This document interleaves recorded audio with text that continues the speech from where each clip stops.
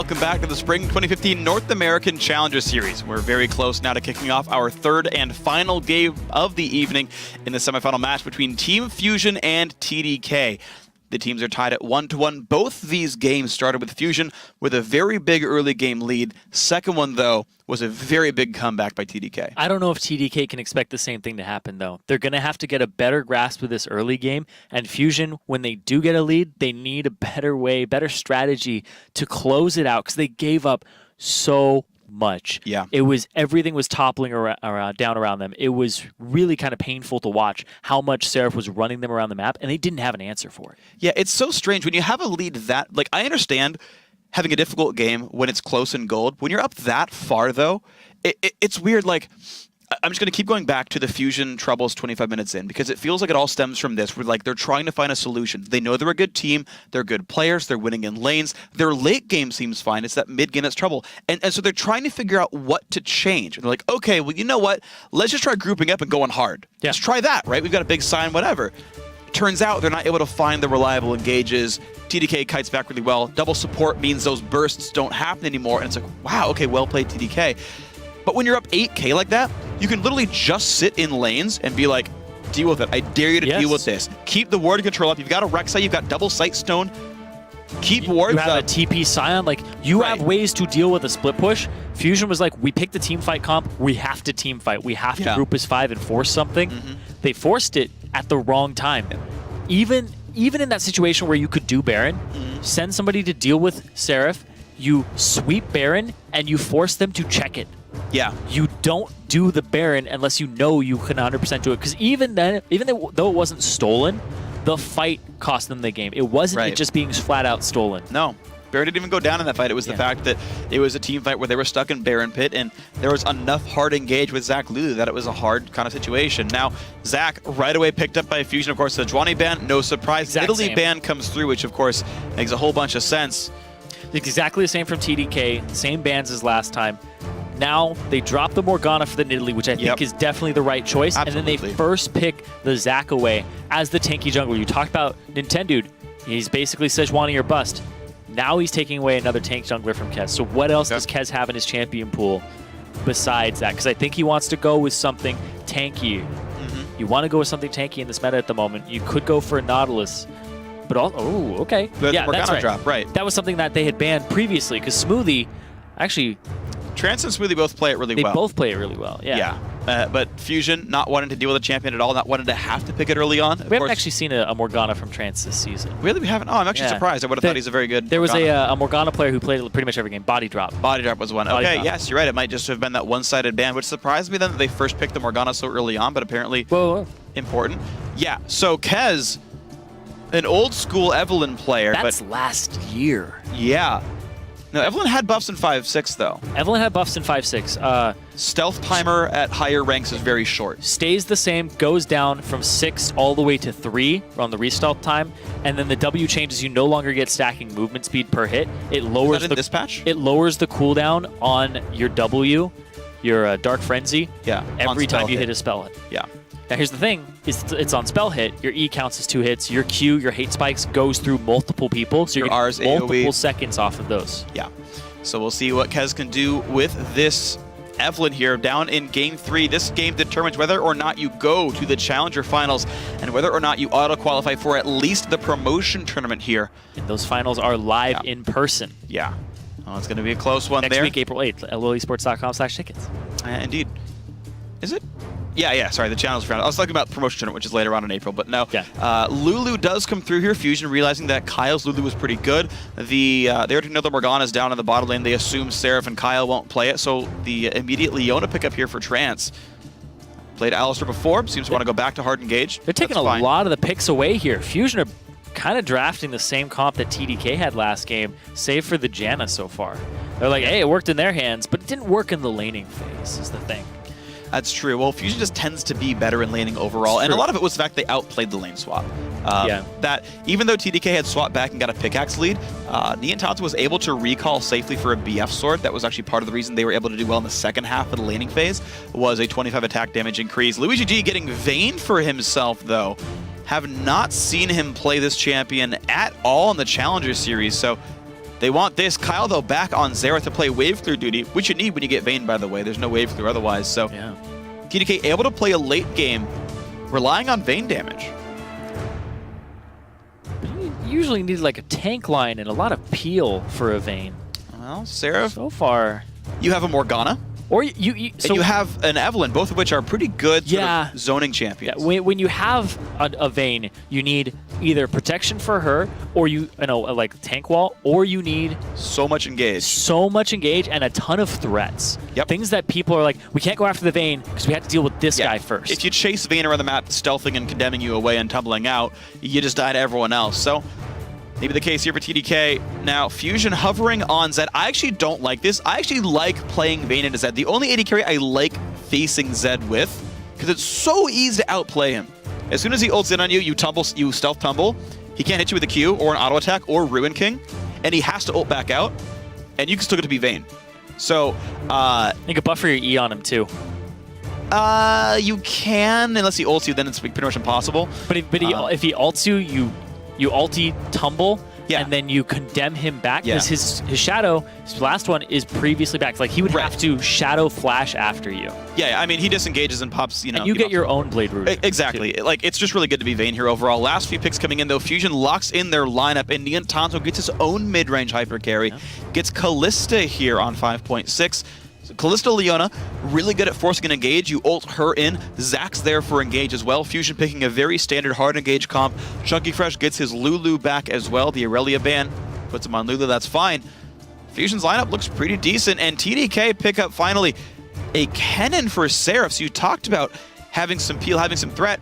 How about both? Yeah, he's had 3 Kennen games. He's 2-1 with it this season, and actually, no, he didn't play Kennen. It was RF Legendary who played Kennen. So his one game of Kennen that we've seen him on was against Fusion, and he went 1-3-1 Yeah, they lost that one. back in week 3.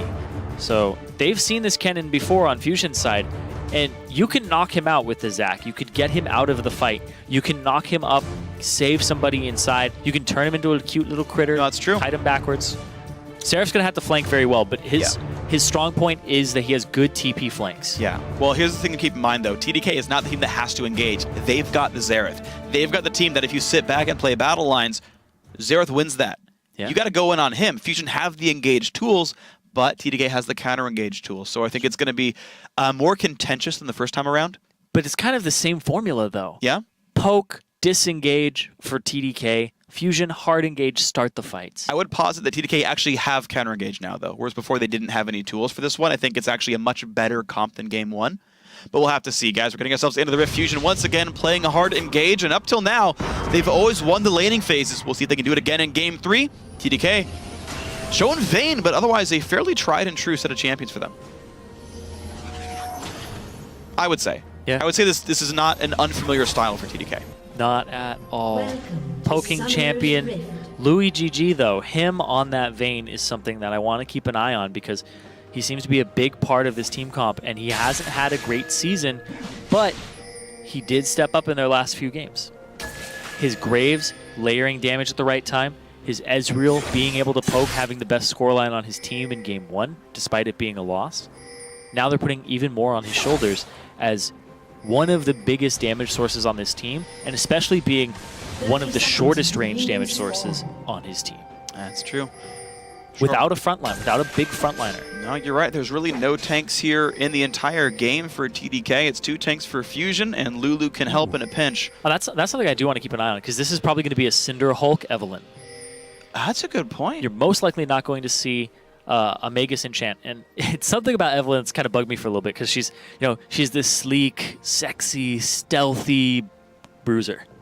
Yep. She's not going to assassinate somebody. It's kind of weird because she's going to come out of nowhere early game. With a Sunfire cape. Exactly. Beat people, and she's going to have a Sunfire cape. It's like hearkening back to the days of Sunfire cape Evelynn.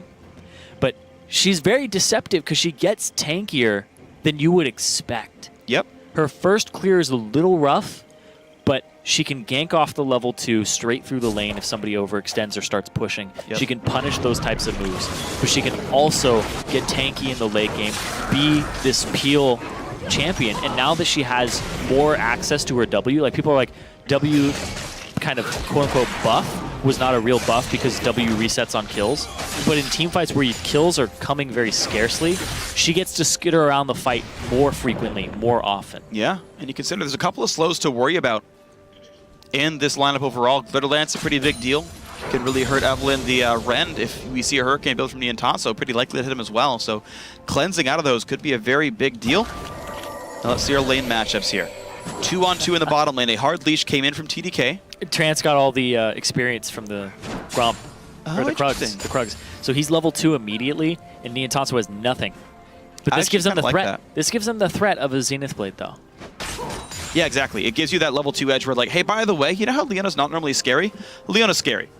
Deal with it.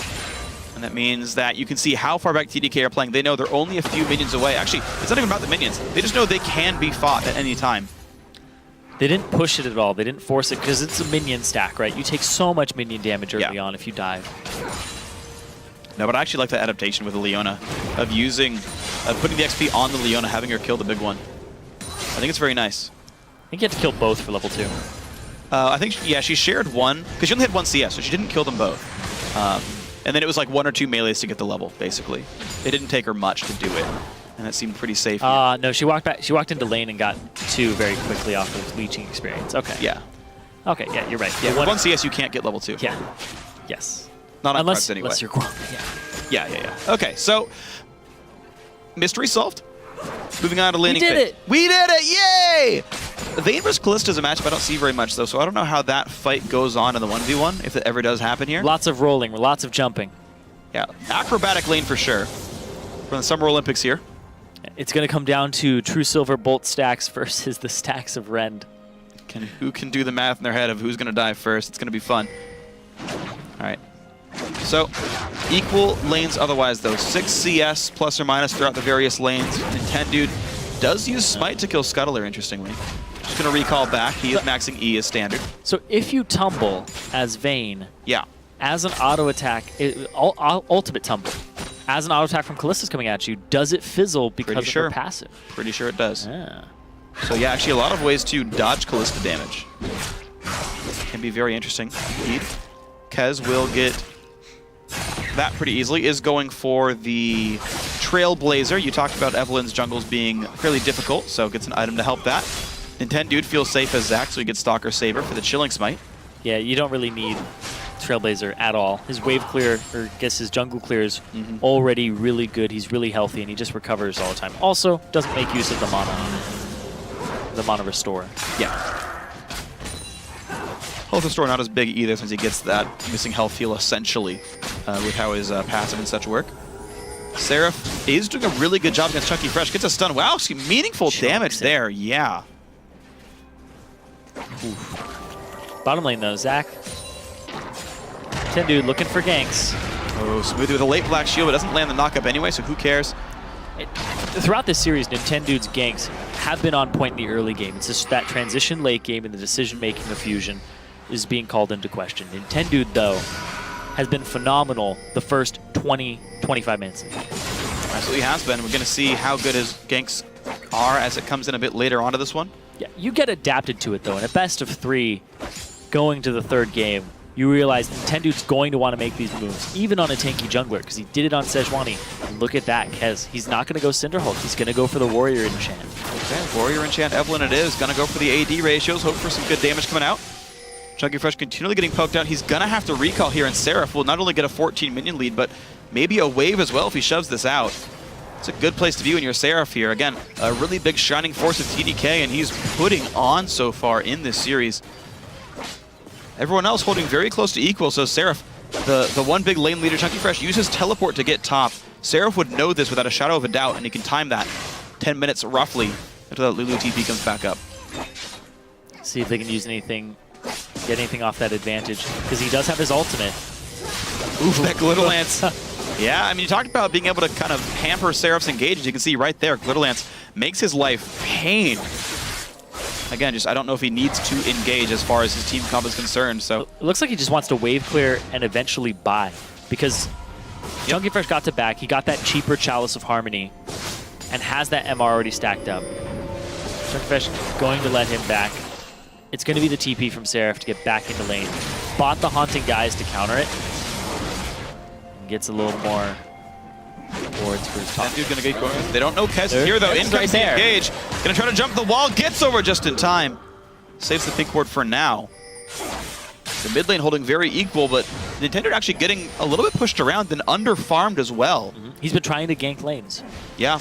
They're trying to gank lanes, and the Evelynn Trailblazer is really good at clearing camps. It's just that first clear, like I said, is kind of rough, but then from there on, she's a terror. You don't know if she's farming, you don't know if she's in a lane. And now that people haven't played against Evelynn for a very long time, you got to go back to ward the camps. That's how you see her.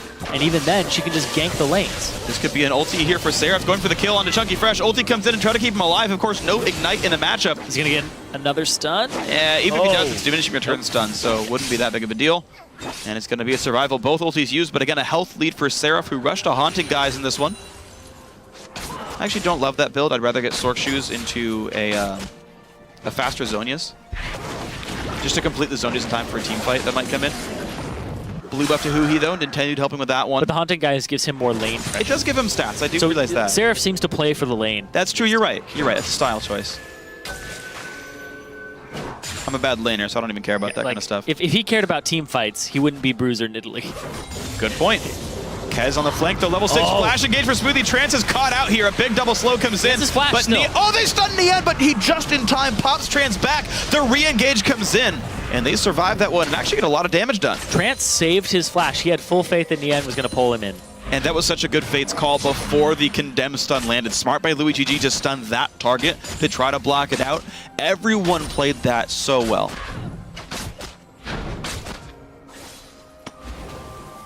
Dude's looking for those opportunities though. But yeah, that fight bottom was really well played by everybody. Holding their summoner spells too. It was really just a flash for a flash when everything was all said and done. No superfluous exhausts, nothing that was unnecessary. Speaking of unnecessary though, Chunky Fresh is getting assaulted by Seraph here. Shield is on, this is gonna be close! Another. One more Q flashes, gets it! First blood, Seraph! Gets the double stun. You said it is diminishing returns, but it was enough for that last auto. And he goes, I'm pretty sure he's almost 30 in offense in his mastery tree. He's going for the AD and the AP. I mean, he's definitely pretty big. Only, it wouldn't be 630 in offense, only 4% armor magic pen, but looking pretty darn good overall. Yeah, only 2 points in it, so. But still plenty of attack damage, plenty of ability power, feeling pretty good on that cannon overall. Seraph, 19 minions up. And life is good for TDK fans right here. Bit of a gold lead, Chunky Fresh going for themes to try to survive the matchup, of course. And they didn't go back to the Scion top. They went for the Lulu here, which Chunky Fresh, I'm surprised at. His performances on Lulu he's only had one, and he went 1-5-2. He's had two, and they've both been losses. Yeah. He went 1-5-2 and 3-4-9. It's his least successful champion in Challenger. True. And they went Ruffle for it. Still up, right? Like you could have played that. They went for it to deny it from Kyle because it was just really rough to play against last game for them. Yeah. They picked it very early on.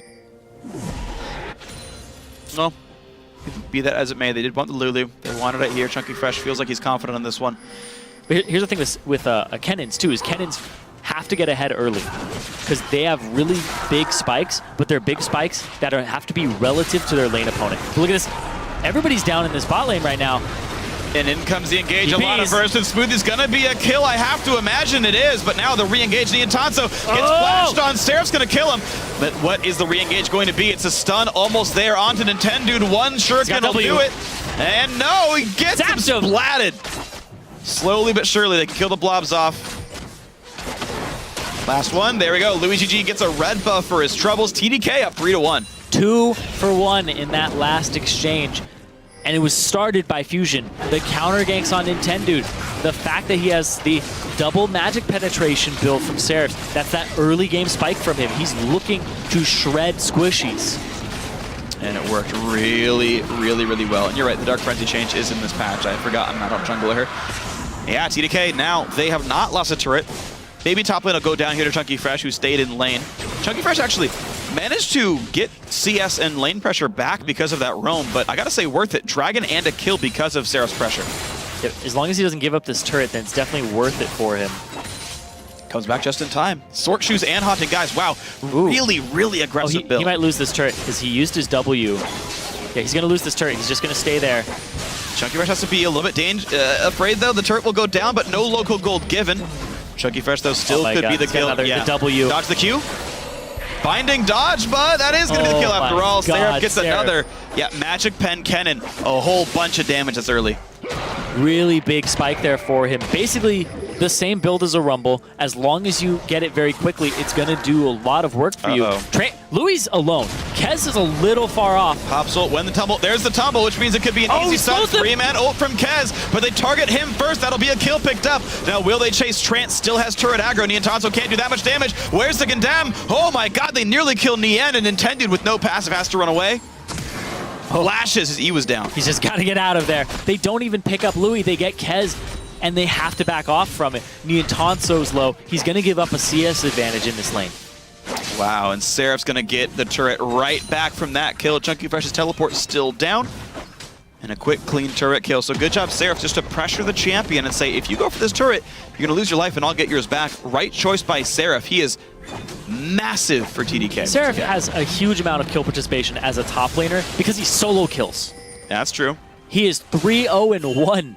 And he's got really good TPs. Keep in mind, yeah, his TPs are on point no matter what champion he's playing. Like it's such a good point to talk about with Seraph, where even though he wasn't always, in this case he was getting kills, and that's a misplay by Chunky, but just the fact that Seraph forced Chunky to keep TPing to lane, Seraph could TP to the other lanes, right? Seraph was able to use his teleport to win a fight in the bot lane for the rest of his team. Again, part of the reason his KP is so high, because he's allowed to go around the map. Yeah, that's true. His TPs, the fact that he's able to roam, get a big pressure lead on his lane opponent, and then he just gets free to roam. It's really, really great to watch. And the fact that he's pulled out this Kennen that he had a bad performance on, 1-3-1 against Fusion. And now he's kind of running away with the game, the early game. TDK, we said, their early game seems to pale in comparison to Fusion. Fusion usually gets a lane advantage. It's not happening this game. It's really not, you're right. It's just very impressive that Seraph is doing that. The big bright spot for TDK. And the engage comes in top, and Nintendo's slowing him down, but there's just no damage you're going to deal here. No MR on these champions. And it's going to be very safe. Kez. So here goes the Warrior stun. Ooh, great flash by Niantanso. Sees it coming. Now, how well can they chase? Because there's a TP flank from Lulu. Louis GG has no really good out button, but a nice Dark Binding of Black Shield keeps him safe all the same. Seraph. You're not safe, Nintendo. He can ult for Nintendo pretty easily. He pops. W? The Let's Bounce, but it gets us done anyway. Seraph can easily chase, but he popped Arm from out of range, and Chilling Spike keeps Nintendo safe. Misplay by Seraph, honestly. Seraph wanted that so badly. Kez can position himself here for the engage. They see him, though, because of the ward. Yep. Sweeps it. Dead giveaway.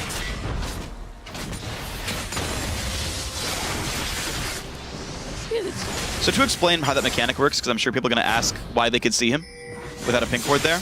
Because he was inside the vision radius of a champion. Hold on, first to fight in the bottom lane. Kez already here though. Hard engage, ulti onto Louis. Yeah, Louis gets low, but he stunned Niantanso. He's gonna get the kill, and there's no rend coming out. No burst comes out. Chunky Fresh forced to run away, but here comes Xerath. Dodges one, dodges two, but not the third.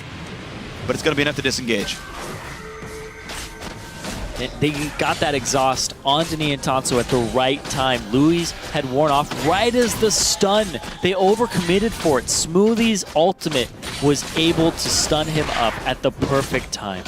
And then the follow-up condemn from Louis was just great to watch. Follow-up was great. Going to be a 3,000 gold lead after this turret goes down. Smoothie gets a nice, easy recall and gets to start on his Zonias. Seeker's arm guard already gone. There's the turret down, 25.9 to 23.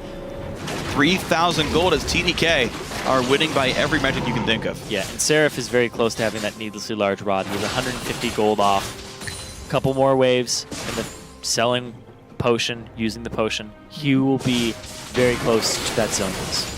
That's going to be a lot of really good things. So maybe the beginnings of Randuin Zoman for Kez. Cloth armor and a ruby crystal. Maybe. We'll see what it ends up actually being.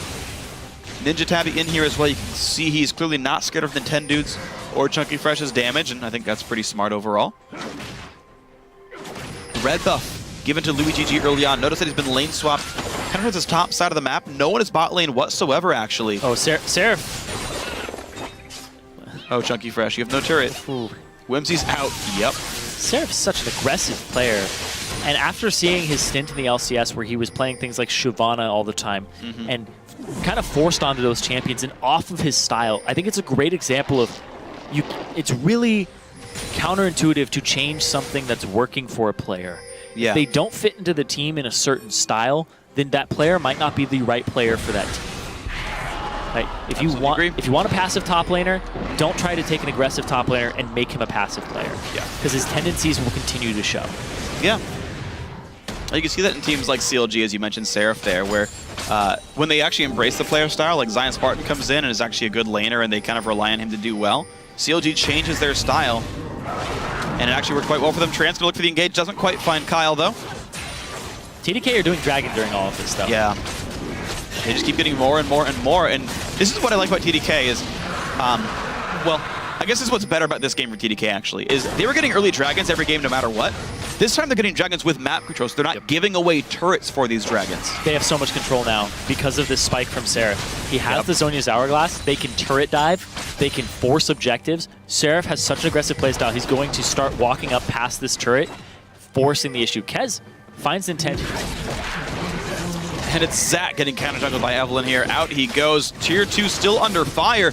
He split pushes the bot lane, but it's still a 4v5 that's not easy for Fusion to win. The poke's still coming through. Going in. Seraph goes in, and they just explode everybody. That's going to be a dead Callista, a dead Leona as well.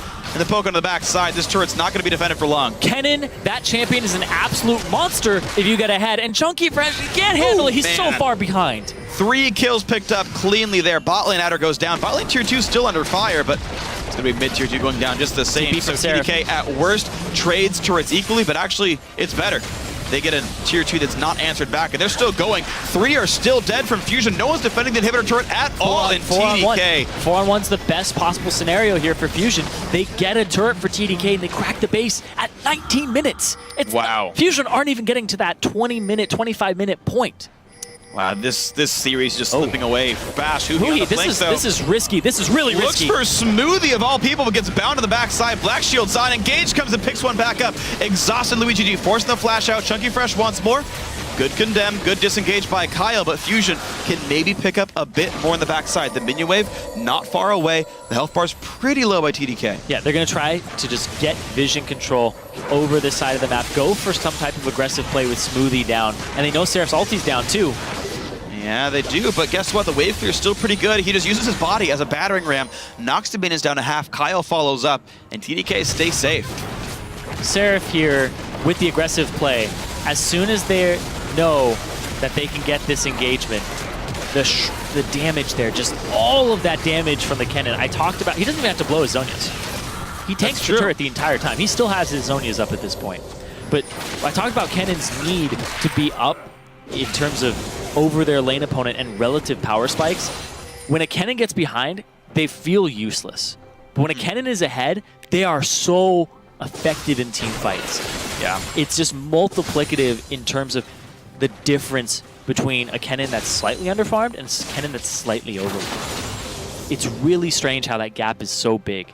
Well, it's an item-dependent champion. Yeah. And the thing is, underfarmed Kennen does have some utility. It's like an item dependency over your opponent. It's not like I hit Zhonyas and I'm fine. Well, it's because he's like kind of a burst mage, right? So there is a baseline utility to Kennen in that he can throw Qs and poke, he can land stuns, his team fight's pretty darn good, and when you hit that 3,000 item threshold of finishing a Zhonya's, you have some team fight power. But the thing is, Kennen is an AP scaling burst mage essentially, where it's kind of you do your damage all at once, then you stop. So unless your burst is meaningful, you're not kind of doing the second half what your champion wants to do. And yes, Seraph doing really well, getting those items, having a bunch of magic pen as well just to accelerate those damage values. Means he gets to blow people up. Oh, they have the ultimate ready again. They're going to start forcing under this turret. Seraph with the black shield. He's going to go right on in. Smoothie's in a bad spot right here, but he's going to go down to the turret, but all the same, maybe he's going to get a couple of kills back. Kez getting stunned up, and no, looks like Fusion are going to survive that burst and counter a 2 for 0. And they get that bottom turret. Huhi is continuing to push. Nobody's there to deal with him yet, so the split push from Huhi. I talked about how this guy loves to split push. It is his natural tendency as a player to want to split off. And they're putting it to good use right now. And it's smart by Huhi. What's he going to do against a Vayne, who again wins the 1v1, against a massive AoE, essentially burst mage, and Seraph is going to lock him down. Huhi has to split. He stays on the side. He's trying to do his best Seraph impression in this game and hope that the rest of his team can hold on. That fight was a 2-for-1, and they... Trade turrets. Yeah, they did trade that turret to go down after all, but that's the first good thing Fusion's had all game. Yeah, and it's really Huhi. He's just split pushing on that Zed. Whereas Seraph is the person who needs to be in these team fights. He's not on that split pusher. The Kennen against the Zed. No, Kennen can win that for sure. Kennen can win that, but Zed does have outplay potential. I would say it's almost more on Kennen, because Kennen can just be like, Deathmark's gonna pop, Zonya's that crap. Yep. And like, Zed goes in on you, you are and walk towards his shadow. You're gonna get the 3 procs of the ulti, he can't get away from you. You actually get to chunk Zed to like 1/2, and you notice that Zed has gone for the Hex Drinker already he doesn't to even have prepare boots. for that. No, he doesn't even have boots. He's gonna get chased down very Exactly. easily. There's no way he wins that now. Right. So a lot of risks here, and of course all the global gold coming in for TDK. They're up 4,500. This is what you're looking at, right? He's You're looking so slow too. Sure, but can you get the outplays? Randuin's Omen and Ninja Tabby close to done for Kez. He's got QSS on Louis GG. Yeah, I don't Kez think is he off has on the the side, damage. but it's going to take him a bit. He talked about how Vayne can outplay his Zed. We'll see if he can get Wow, ulti's in, but Deathmark wasn't used. Not good for Louis. QSS is it. Could he have the damage? And I think the answer is does. actually yes. Whew. Kez doesn't need to do anything for this one. Louis GG stays alive. Oh, the life steal off the minions to get him through. So yeah, that's the thing is it's very easy for Vayne to win. I actually want to point out a big misplay though. You have no reason to QSS Deathmark at the start. Chemoplague is a damage amp. You QSS that early to not have the damage amp. Deathmark does nothing until it pops, so save it for removing Ignite as well. You have actually no reason to QSS for the first 4 seconds. Wait till a Ruin King slows you. Wait till an Ignite is on you. Then pop that. I never see any AD carries do this, but that's the right way to play QSS against Zed. It looked like he was just trying to get as many things off as possible because he was trying to tumble to make it to the other side of Zed so he could condemn him into the wall. Sure, and I But mean, he that's all wasn't able smart. to accomplish that. Yeah, I didn't play the condemn, but just outstatted him. And that is partially the fact that he was 4 in 0 before that fight even happened. Yep. Item leads definitely matter here. Phantom Dancer, Ruin King, part of the reason he won. Yeah, he also had no Yomu's complete on who he just got. Yeah. He'd been sitting that bush for a very long time. He was just accumulating gold and hadn't backed. Well, very close, that fight all the same, so you gotta wonder what round 2 is gonna be like. Louis GG smited away by Nintendude. Will get his own red buff. TDK are not only just up in gold, they're at 3 dragons. 4th dragon starts getting the potential fights that people have to get in choke points for Seraph to deal with them. And speaking of choke points, Flashing for Seraph, Neon Thompson down to half health, but he stays alive because no one else has follow-up. Kez goes down. Is this the team fight that brings Fusion back in? Huhi goes in onto... No, he goes back. I take it back. Oh, wow. Louis really trapped big. in, and Nintendude gets done. You're right. Louis GG is massive and gets the 2 kills for his team because of it. Team fight win for TDK. TDK are all on the same page in terms of aggression. Seraph's going to go in. He's going to start these fights with a flash and just get 2 people. But as they kite backwards, they get another good exchange. 2 for 1. They keep getting 2 for 1s over and over again, and that makes the score 12-6. Yeah, and the turrets keep going down. TDK also about 2 for 1 in terms of turret score, 7-3 here. Oh, that's a... Whoa. It's Magic Pen Kennen with a lot of ability power. He's 14 now. I mean, this is a scary champion to deal with. Oh, he's got red buff. Blue trinket's up, he can spot him. Doesn't need to, of course, awards there, and Huhi is going to die. No boots. He doesn't even have brown bags on his feet. Huhi has no boots. Boots or not, I think he still would have died there without a maybe a shadow slow coming in. He finally has just tier 1 boots, but the fact that he didn't even have them to traverse the area to get up to the mid and then run away afterwards is a big misplay. But Louis GG just comes into these fights. His target swapping is fine. The fact that he's playing these Vaynes and he's able to stay out of arm's reach and play that tumble game is really good to see. Because right now in the hyper tank meta, the hyper carries need to stay safe. And yeah. And he doesn't have a front line. We talked about it at the start. He's got to be self-sufficient with his Vayne tumbles. Yeah. And he's doing a good job of that. He's 7-0-2. A player that we kind of regarded as the weakest AD carry. In playoffs, because he has not had carry performances. It's not had a good season. It's all Seraph for the most part. Sometimes we see Kyle step up and carry a game. Kez controls the vision, and then Louis GG and Smoothie have a rough laning phase more often than not. Yep. This game, they're crushing. They absolutely are. It's been good to see TDK getting some marked improvement here, I got to say, in the playoffs. And now, with the team fight power here, 2 big mages in a Vayne that can't be ignored. It's hard for Fusion to navigate these team fights. I think it's still a matter of allocating resources, though. There's still no Zhonya's yet onto Kyle. We've seen Huhi yet to ult him in fights here. This immobile mid laner that can, I think, be dealt with. We're seeing that Niantanso's not dying the Ken, and Seraph is like really not getting kills in team fights anymore. And I think if Fusion fights the battles correctly, if they can delete Xerath, kite back the Kennen, and then re-engage off of this life-stealing Niantanso with the QSS, life gets a lot better for them. They got to do it very quickly, though, because Kyle has barrier. It's hard for Huhi to burst him down, but he's about to get his Zhonya's very shortly. So these windows are slowly closing. Zed scales great into the late game, but there are items that counter him. Yeah, there are. And you're seeing the breakdown of this. The poke keeps coming through. No engage is happening for Fusion, and now their front line's down below half health. It means they seed the inhibitor, and now it's going to be 5 minutes of pressure for TDK taking that inhib down. Walk up, they have this gigantic wave in the top lane, and they're going to sweep on their way to the Baron. It might be a setup here to possibly take this objective because everybody's healthy, and as you see somebody approach as Kennen, you can run into that choke point and throw down the Slicing Maelstrom. Seraph actually looked like he was attacking the Baron. Yeah, they attacked the Baron there to draw them in. That's Scrying Orb down from Niantanso. He can't check this. There's no way they can check this anymore. They have dead vision.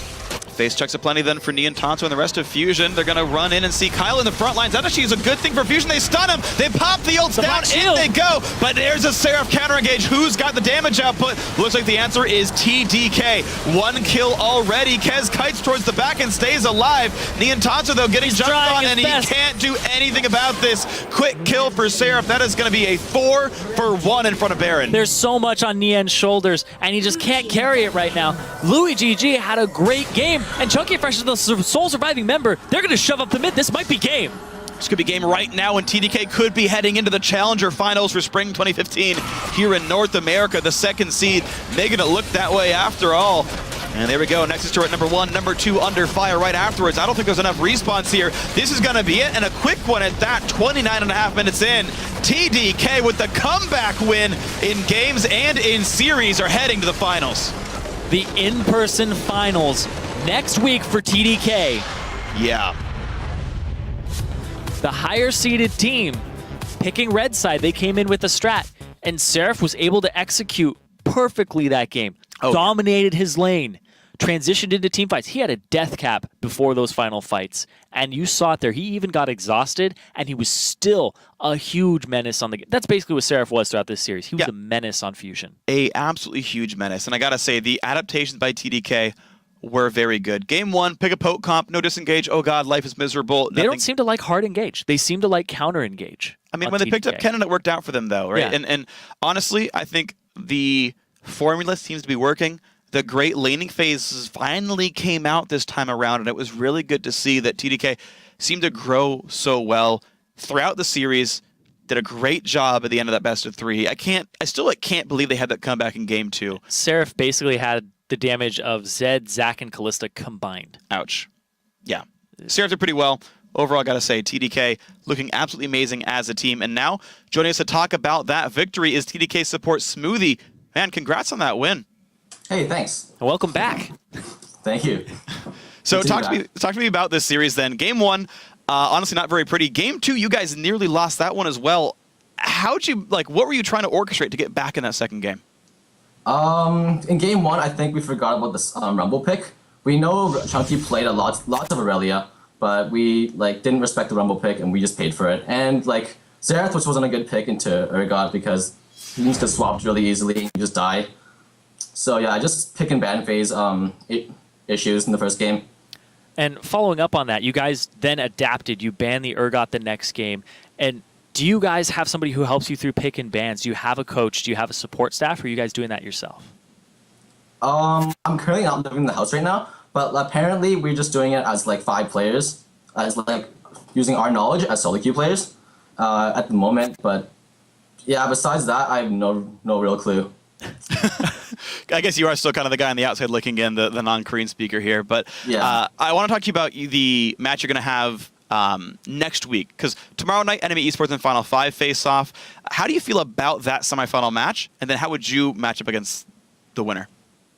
For now, I'm expecting I'm thinking enemy's gonna win that game, but things can happen. The first week with Final Five, they're a pretty new roster, right? So I can't really tell what to expect from those games. But now that they have more times for scrims and to prepare, I think they might be pretty strong. So we'll see what happens from here. And you talked about time for scrims. I want to ask you about your own team there, because we didn't see a lot of your guys last week. Have you guys still been keeping up with scrims, and were you expecting this result today if you didn't have as much time as you would hope? Yeah, for the last week, since everyone was gone, we didn't really have a lot of scrim times. We actually only had 2 days worth of scrims prior to this game, so it was pretty scary for to play these games with just so little time to practice. But it worked out in the end. We just need to work on pick and bans phase. And thankfully, it's a best of 3 for you guys, so Yeah, you're able to seriously. adapt. It's really nice pivoting there. Yeah. Well, anyway, thank you very much for joining us. Good luck next week in the finals. We get to see you guys in person. Yeah. Yeah, for sure. Thanks a lot, guys. Absolutely. So after today's matchup, let's see how the bracket shapes up. TDK, of course, they've advanced to the finals live in the LCS stage in Los Angeles on April 8th. Meanwhile, with the loss, Fusion will compete for 3rd place on April 7th. And remember, 3rd still gets to compete for a spot in the LCS at the Summer Promotion Tournament. So all is not lost for Fusion. Tomorrow, their opponent will be decided when the semifinals conclude with Enemy Esports against Final 5. And of course, there is more Challenger and LCS action on the way tomorrow. The European Challenger Series semifinals continue at 9 a.m. Pacific Daylight Time as Origin take on Reason Gaming. Then the annual Invitational gets underway at 3 p.m. as Ye Olde League organization takes on the Society of Worth Assessing Gentlemen. And of course, we'll join you for the NA Challenger semifinals at 6 p.m. to close out the day.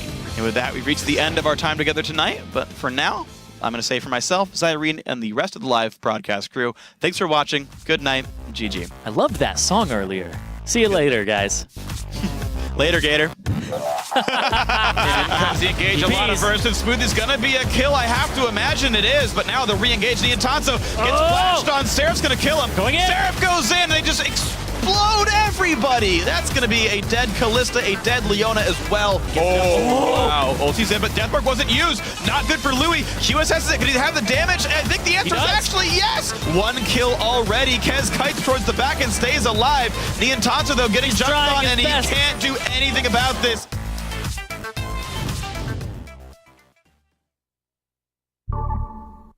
Yo, man, look at me, man.